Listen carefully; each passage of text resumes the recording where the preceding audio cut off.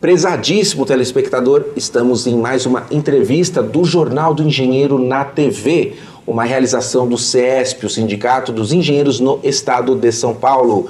E o nosso objetivo aqui é deixar o trabalhador, a trabalhadora bem informados a respeito de tudo o que acontece no universo do trabalho. Tema de hoje, terceirização da atividade fim. O que é isso? Quais as consequências? E por que o movimento sindical está lutando contra isso? Vamos entender hoje. Quem está conosco é Dr. Marcos Scalércio, diretor de Direitos Humanos da AMATRA, que é uma associação de juízes do trabalho, AMATRA Segunda Região. Dr. Marcos, prazer recebê-lo aqui. Prazer é meu.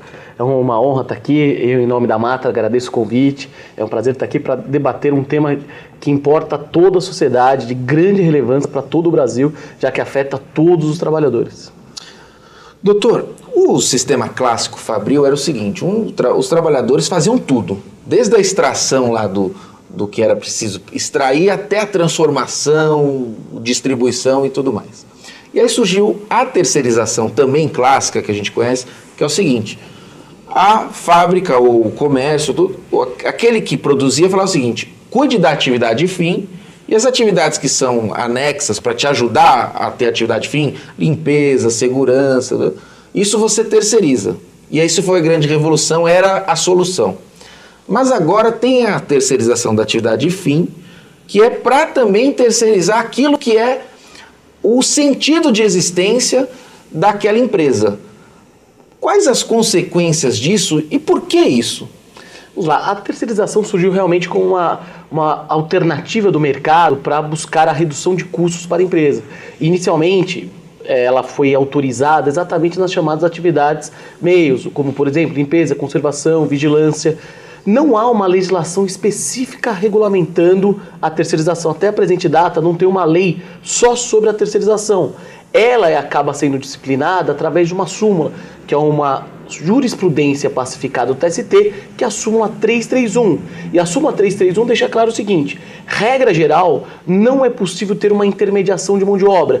Ou seja, o triângulo, Joãozinho, ele foi contratado para trabalhar na empresa X, mas através de Y. Isso como regra não pode. O TST, o Tribunal Superior do Trabalho, autoriza isso em duas situações, terceirização e trabalho temporário. Porém, para a terceirização, somente é possível vigilância, conservação, certo? E atividades que não seriam atividades fins. Atualmente, há um projeto de lei que busca regulamentar a terceirização, isso é uma boa coisa. Isso ninguém é contra. Ter uma lei regulamentando a terceirização, isso é excelente, porque sai da ideia da jurisprudência e vai para a ideia da letra de lei do papel. E garante direitos para aqueles trabalhadores. Essa, a ideia de regulamentar a terceirização, as associações, o Poder Judiciário, não seriam contra em regulamentar. O problema qual que é? É que esse projeto que busca regulamentar, ele quer fazer o seguinte, autorizar a terceirização, eles utilizam a expressão nas chamadas atividades inerentes.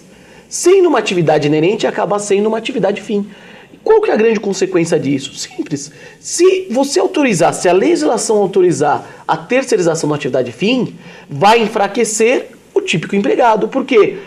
Porque o empregador, vamos pensar de uma forma empresarial, o empregador vai manter empregados próprios registrados, se ele pode manter empregados terceirizados na sua atividade principal por um custo menor.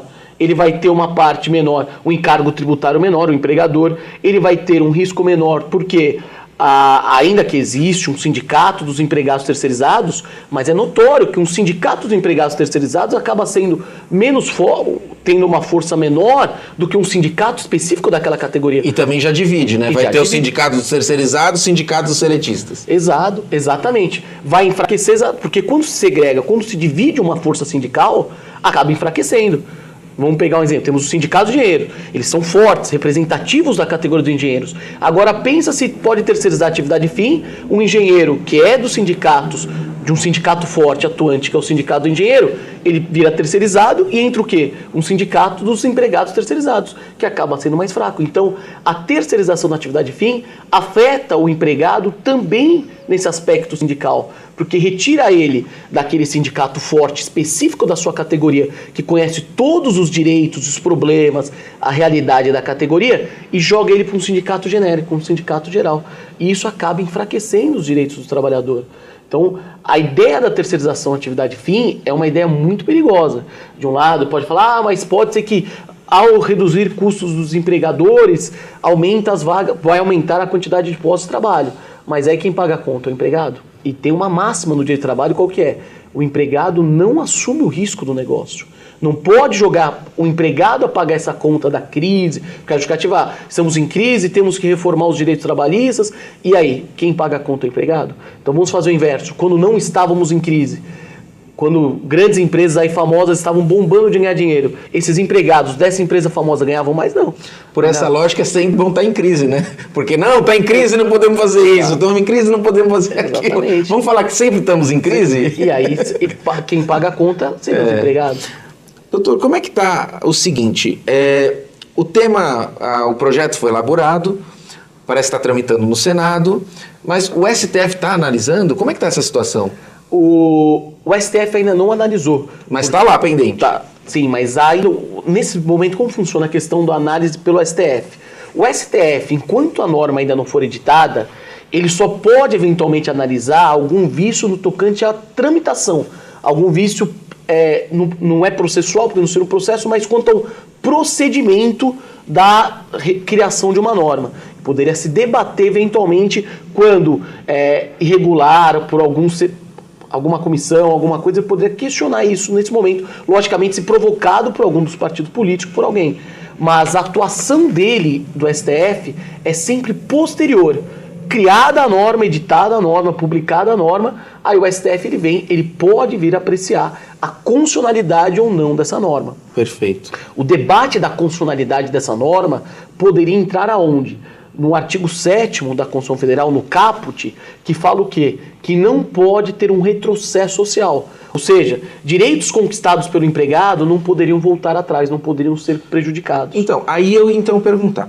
Vamos supor que a terceirização da atividade fim seja aprovada. Se o empresário já fazia esse tipo de terceirização ilegal, como é que fica? O passivo, ele responde, não responde?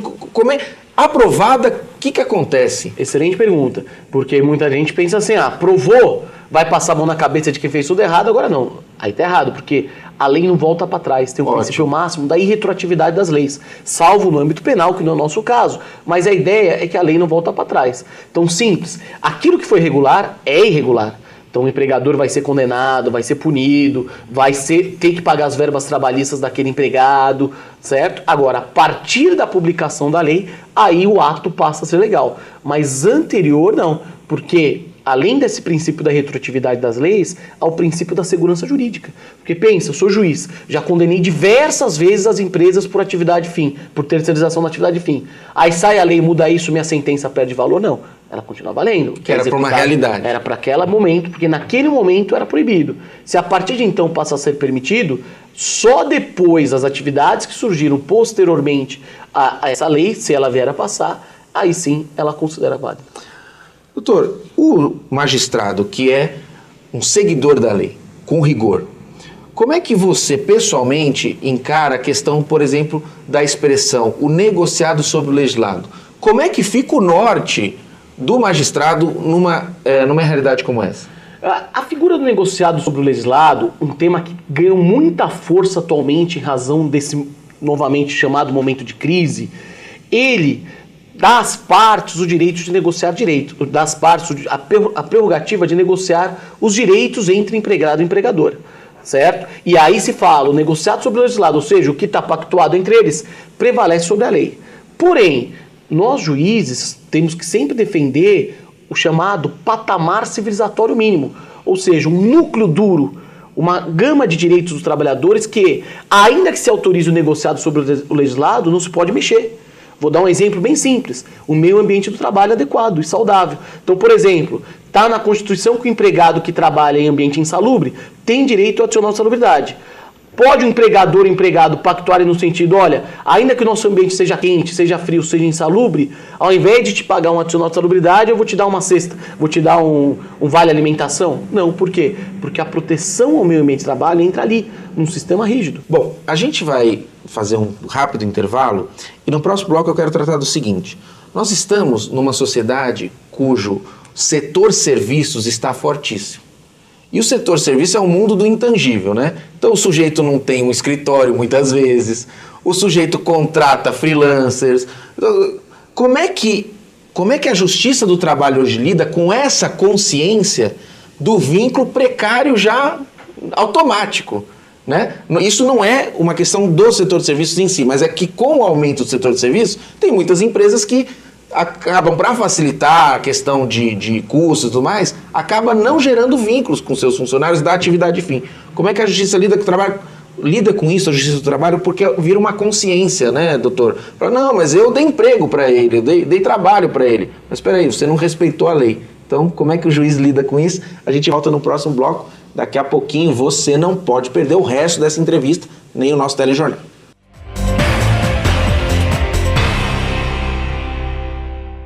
Sua ART pode beneficiar o Sindicato dos Engenheiros. Ao preencher o formulário da ART, não esqueça de anotar o código 068 no campo Entidade de Classe.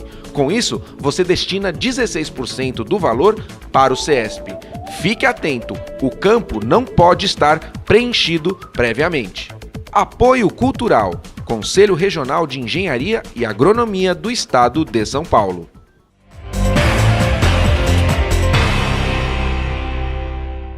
Prezadíssimo telespectador, estamos de volta à entrevista do Jornal do Engenheiro falando sobre a terceirização da atividade fim. Doutor Marcos, no bloco anterior eu falei o seguinte, hoje existe uma cultura da precariedade do vínculo. Olha, vem aqui, trabalha comigo assim, assado. Isso acaba cristalizando na consciência.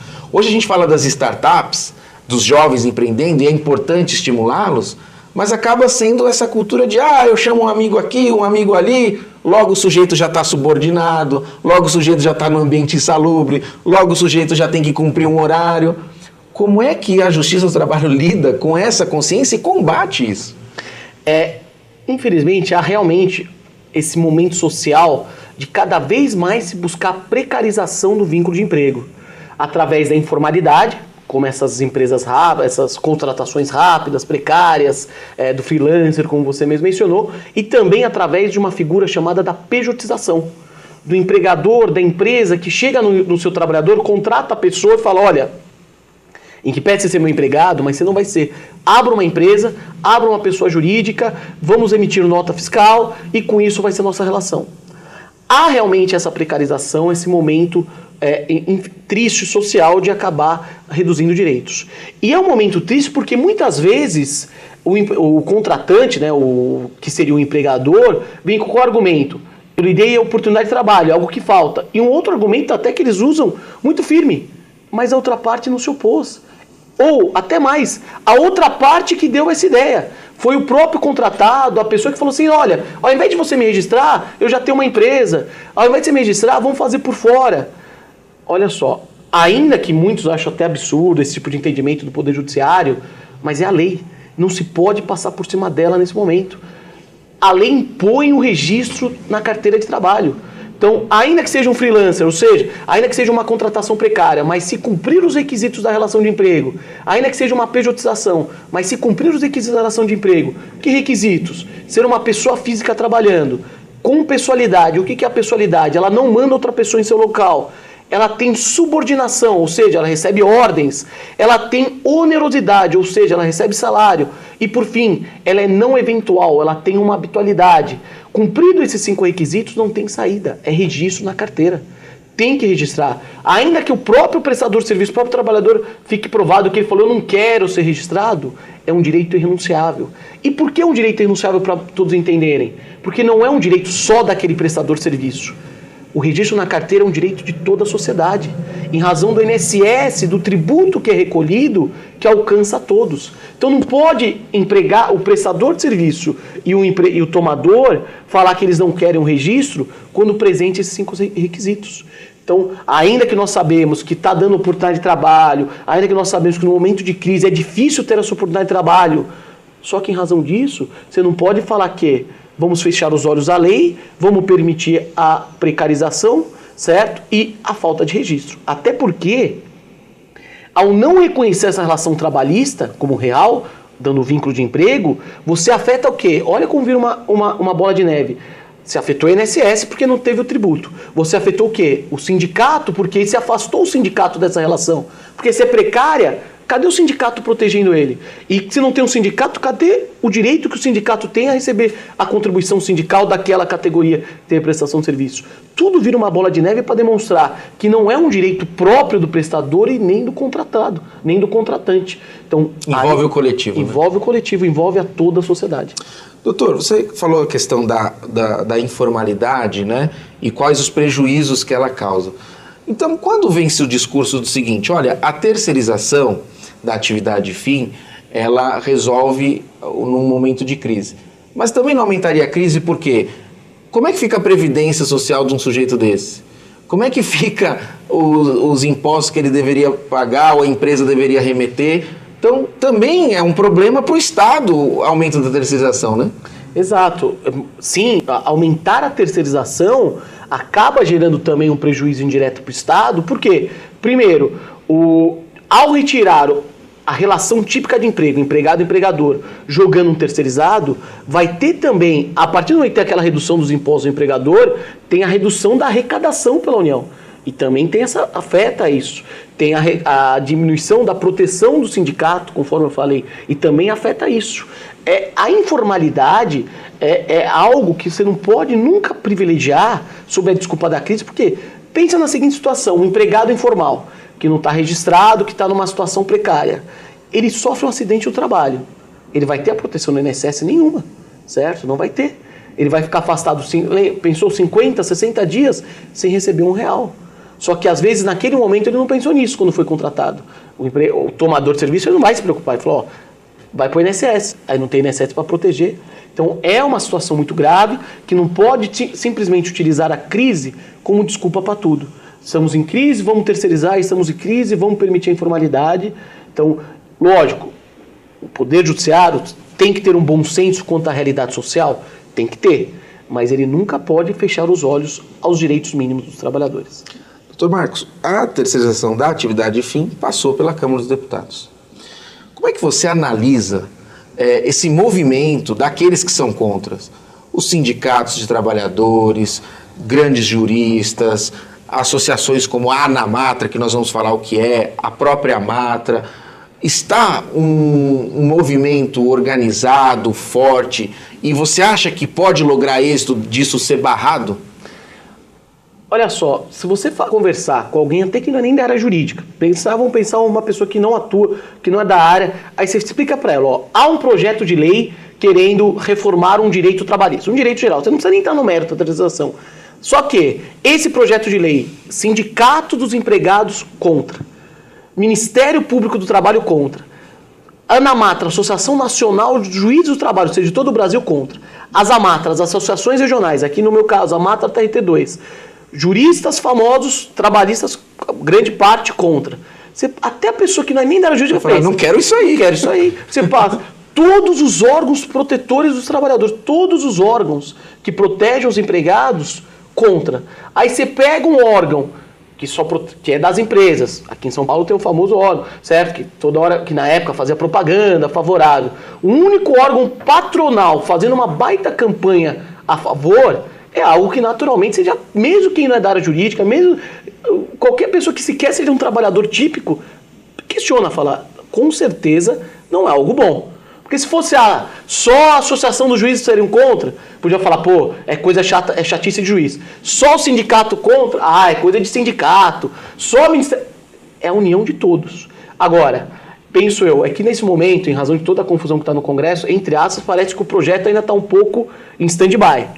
Mas penso que sim, quando voltar a pauta, quando for marcado o debate, há necessidade de uma participação de todos esses entes, uma participação sim em conjunto, porque é aquele velho jargão, a luta coletiva é sempre mais forte que a luta individual. A Anamatra lutando sozinha não tem tanta força, a Azamatra sozinha não tem, o sindicato sozinho não tem tanta força. Agora, juntar todos, sindicato, Ministério Público, Ministério do Trabalho, associações de juízes, aí há chance de êxito. É lógico, infelizmente, política, 2 com 2 não dá 4 muitas vezes, não sabe realmente o que sai, o que vem pela frente. Mas a pressão que todos esses entes juntos podem fazer, tanto lá nos senadores e principalmente na sociedade, pode vir a gerar êxito na não aprovação desse projeto. Bom, obrigado pela presença. Eu quero deixar a câmera aberta para suas considerações finais. Eu que agradeço, é uma honra estar aqui, sempre bacana esse diálogo aberto entre poder judiciário e sindicato, certo? Até porque o sindicato é a linha de frente dos trabalhadores, eles estão ali tutelando os direitos dos trabalhadores, toda a categoria. Então, em nome da Matra, falo que estamos sempre de portas abertas para ter esse diálogo, esse bate-papo agradável, principalmente quando se tratar de um direito de tamanha importância. Ok? Agradeço o convite, Fábio. Obrigado, estamos sempre à disposição. Obrigado pela presença. Obrigado.